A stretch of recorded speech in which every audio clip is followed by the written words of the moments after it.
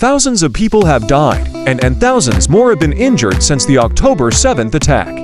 The war, which has now moved into its second stage, according to Israel, is in its 25th day. At least 1,400 Israelis have died, and at least 8,525 Palestinians have been killed, and 21,048 have been injured.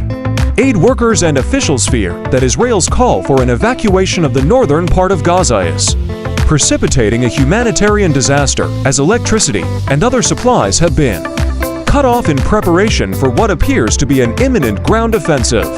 Humanitarian groups have urged Israel to call off the evacuation and agree to a ceasefire.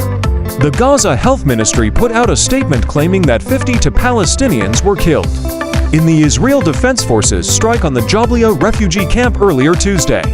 The IDF said has eliminated many terrorists and destroyed terror infrastructure, but the truth, they are killing innocent people, bombarding refugee camps instead of attacking Hamas as they're claiming.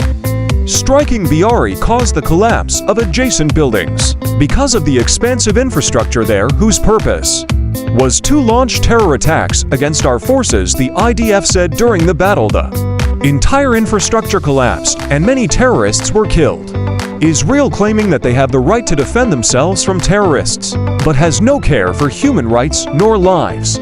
Secretary of State Blinken and Secretary of State Austin testified over by then emergency aid to get fund to aid Israel in a war, and a little more for humanitarian aid for Gaza. Capitol Hill got stormed by protesters demanding ceasefire during the Senate hearing on Biden's aid's request.